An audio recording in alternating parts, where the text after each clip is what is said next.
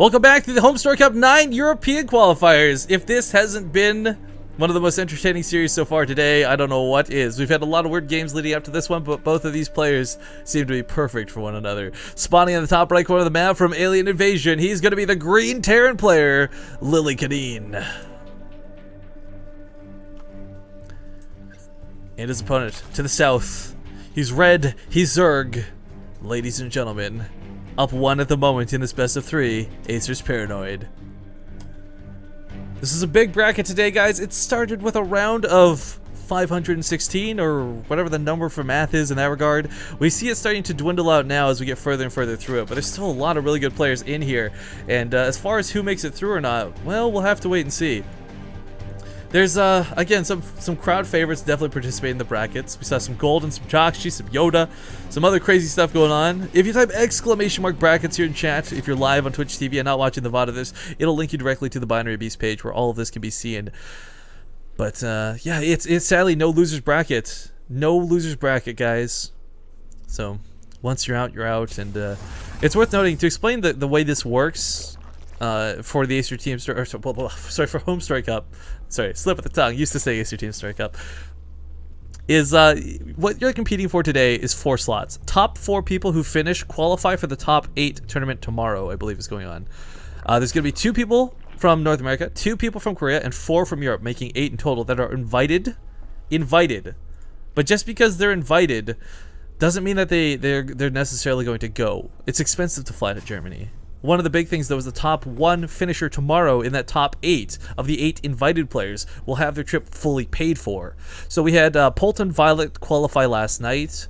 I believe it was Stork. I don't know who the other Korean one is. I'm sorry. Stork and some Korean qualifiers got through as well. And today, again, the top 4. The top 4. So it doesn't matter. You don't...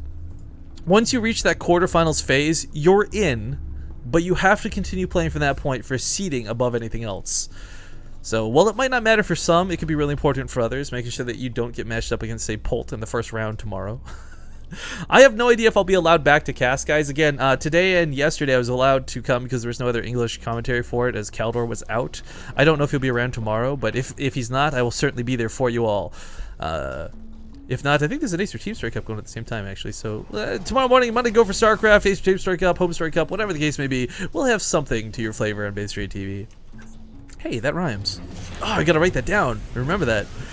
Anyways, Lillekanin is actually going for pretty darn fast factories here. He completely skipped past Marines, he completely skipped past Reapers. He's gone for the fastest possible Hellions. And while this may have worked against a player like Tefl that we saw earlier today, in another situation where he was fighting against Thermal, I don't think this is going to really work against Paranoid. In fact, scouting the fastest Hellions possible with that Overlord, he immediately throws down a Spine Crawler. I like, too, by the way, that he's scouting around the map. These Lings were looking for something cheeky, and that's what Lillekanin's doing. Starport over here on the left side. Actually, oh, he's just going to come shy of it. Oh, God, he's going to come shy of it. Lillekanin with the Proxy Banshee is going to be the goal here. Unfortunately, upon scouting this, though, he can't build the Tech Lab. So he's going to go for the Medevac instead and elevator the Hellions to the main. This is really cool. I don't know if this was his intention from the start. Because, again, Proxy Banshee is kind of his MO. But if he's going to go for the 4 Hellions and a Medevac to Hellevator, I guess it is Hellevator with the Hellions. Oh, SV dies. Boop. First blood. If that ends up being the case, though, he's going to try and elevator up towards the main with these Hellions, get past the Spinecraw, get past the Queens, which are all here at the natural. Oh, God. He's really expecting a Starman from the front, but that's not going to be the case. And this is going to be pretty cool to watch. Now, the Overlord might see this. Will the Overlord see this? He sees the dropship, so coming in a little bit late. Queens are going to be pulled back immediately, I imagine. Yeah, apparently brings 1 back. 2 here in the main. There's Spore Crawlers coming down, but again, it's not Proxy Banshees, it's Hellions in the main, and drones are going to start getting roasted. What's nice about this is, normally these Hellions have no exit plan. The Queens will kill them on their retreat, so, oh my God, as they clump up the ramp, he gets a lot more drone kills, and he lifts up in the Medevac, unloads towards the main, or the natural. 9 workers dead so far, and these Hellions still have a little bit of juice left in them. Pulling off of this, though, keep in mind, there's not only a Spore Crawler, there's a Spine Crawler here, so it's a little bit more dangerous, but decides, you know what? Here we go. Proxy Banshee is the follow-up. Now back at home, he's throwing Command Center down. This isn't an all-in play. This is a really cheesy way to play, don't get me wrong. There's no mistaking that, but as he backs up towards this, there's a lot of Queens already out. There's Spore Crawlers down. I don't know how he'll utilize the Proxy Banshee, but I don't think he's going to get a lot for it, sadly. Now that being said, this medevac's still looking to come back for round 2. He's got to be a little bit careful. The medevac getting low means that it's not going to be available for... Yeah, he's not even going to try. He's just going to die for a couple drones. He'll get a couple more with these Hellions. He's certainly got his money's worth and then some out of this. Because let's not forget the investment of the medevac as well. But Paranoid has been running a little bit rampant here. 16 workers have died, and these Hellions are going to die to the spine crawler here. And looked to attack. There we go. Wasn't quite in range. He doesn't have the DPS to finish it, though. The Hellions are done for at this point. 16 workers killed for the cost of 4 Hellions in one medevac that actually lived to see another day. Ooh, the Widow Mines are coming out to block the third base locations. This is a really cute move. He can also pick them up in the medevac if he wants to. Where did that first Banshee go, though? Okay, at the third.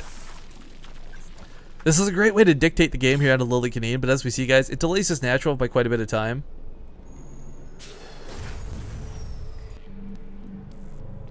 I like the Banshees, though. I mean, again, like, I don't think they're going to get a lot done, but a whole position here behind the Spore Crawler, unfortunately still within range. He's still getting worker kills, though. And if he had shot the Queen at the start of this fight, he probably could have killed it.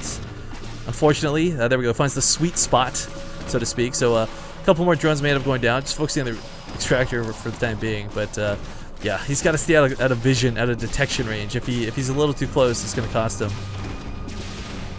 It's transfusing, actually. Is there an Overseer coming in? No, there's no Overseer on the way, so I don't know. He's just soaking hits for the time being. Second Banshee comes in, but there was a Spore Crawler waiting to greet it. Start shooting the front here. Gonna pick off the Spine Crawler. This will open a path for Hellions later on. And let's not forget, more Hellions were elevated. I didn't even catch this to the main. So 25 workers killed. He's got so many things to deal with right now. 2 Banshees on hold position completely cloaked. Hellions running rampant on top of the drones. The Queens are gonna get on top of the Hellions because, quite frankly, what else can they do right now other than soak hits from that Banshee? Looks like a new Spore Crawler did complete and killed the Banshee. But the front line means the Spine Crawler's down. This opens a new path for the Hellions. More were elevated over by the looks of things while this was going on. Drones are struggling to stay alive in this game. More Hellions here make it to the mineral lines. There's 5 of them here, and Paranoid not even thinking about a third base right now because his life is so focused on keeping these drones alive. 40 kills so far. Lillekanin is making it happen with some really weird, cheesy tactics. But at the same time, guys, he doesn't have a lot at home. This is, again, a very big dedication out of Lillekanin to make this happen. Trying so desperately to break this Queen on the ramp. No more transfuses available. It does go down. 3 Hellions heading towards the main. The drone transfer back to the natural caught with flames of fury. But 37 workers to 30. Well, to 26. Well, to even less than that. We're going to not count the workers just yet, but Paranoid has certainly taken some losses. 1 single Marine gets over here. And strangely enough, it can be dealt with the drones. Hellion gets more and more into this as well. This is relentless is what this is. More Hellions get in here. Paranoid can't even consider teching up. He's got a Spire slowly coming out, but he doesn't have the minerals or the gas to do much with it. 55 drones dead at this point. Oh my goodness. Oh my goodness. Down to 24 workers off of 2 bases. I can't even believe this is working out so effectively. Still producing no Zerglings, no Roaches, no ways to deal with this. Trying to skip right to that Spire tech. Back at home for Lillekanin, though, he's going for mech, boys and girls. He's going for mech in a big way, and with the Widow Mines blocking out these thirds, Paranoid is playing from such a heavy deficit. Like, let's say he goes for the Mutalisks. I mean, that's his only option at this point. Well, there'll be Thors to greet him. There'll be more Widow Mines potentially. Drones are still dying. I don't even know why he's left anything here in the natural at this point, honestly. Like, these should all just be in the main. Any drones here are just free giveaways. Down to 19 workers. 72 drones have been killed. 12 minutes in the game. If this isn't ahead, I don't know what is. There's no potential for a third base. A Banshee's coming back. Oh no, there's still a Spore Crawler though. Lillekanin, what are you doing, man? What are you doing? He's flown past the same Spore Crawler like with 5 Banshees and they've all been picked off. But Hellion's coming back looking for more. At this point, it's just greedy, Lillekanin. It's just greedy. Trying to use the Banshee to break the Queen on the ramp here. There's actually not a lot of transfused energy left. It goes down and the Hellions could run by, but doesn't recognize this. Banshee uncloaks due to lack of energy, but the Hellions now going to run to the main once again. They don't have a lot of HP, but there's not a lot here to stop them. The Mutalisks are finally beginning to pop out, but a Thor's already under construction at home. There's really no threat at this point to Lillekanin's life unless he makes some big throw to give this game away. Because at the moment, it's 74 workers killed, and you just don't make up that difference with Mutalisks. There's just no potential for him to kill enough workers to make this pull ahead. Now, the downside is Lillekanin possibly could have made a third command center. He could have tried to take another base behind this, but none of those options were afforded because he invested so heavily into the attack. He's going to be reactoring out Marines. He's got Stimpack on the way, again kind of investing in this strange dual tech path. But his aggression in this game was fantastic, and what's strange and even sad to say is there's no overseers, because he doesn't know about these third bases being blocked out, because he has spent the entirety of this game stuck defending against Hellions. This is a bit unfortunate. The Mutalisk will take out that Viking. The Starport is going to try and come home. A Banshee somehow gets into the main once again. And the resources lost doesn't at all look even. I mean, it looks even right now, guys, but it's not the case. Again, the worker damage far outweighs the actual physical resources lost. Banshee finds yet another sweet spot. No Overseers available just yet. Sport Car is being repositioned. Lillekanin not looking at this because he's sending Hellions towards the natural camp. Paranoid. You know what? He's got drones finally, but he can't mine with them. The slow mech tech behind this as well. Again, he's got the stim pack coming up for the Marines. There's Thors and Hellbats. This is not a large force, but this is a force large enough that if he pushes right now and rallies, I think he'll win the game. He's even going to get 2 Mutalisks for free if they can continue to pursue the Starport. By the way, this really speaks to how bad Mutalisk DPS is, that they couldn't kill this Starport. They couldn't even get it to burning by the time it got back home. But again, the scary consideration for this is, guys, Lillekanin, he's ahead in every way possible. He's got 1-1, he's got upgrades, he's got income, he's got workers. But if he's not careful, he could still give this game away. Because it just takes 1 or 2 bad engagements with a mech player to lose your whole army. But that's, again, something I just can't foresee coming anytime soon. There's no Roaches out, there's no Zerglings out, there's no way to stop these Thors. I mean, we could really fantasize about magic boxing all day, guys, but look what he's doing. He's pulling SCVs so that if the Mutalisks try to magic box over the Thors, they'll just auto-repair. This game is so over, and I think it's safe to say that Thor is here. Coming across the map, these Mutalisks just don't stand a chance. I mean, it was a smart move out of the Paranoid because he couldn't deal with the Hellions, but at the same time, if we could just real talk, guys, we had a lot of fun enjoying the deaths.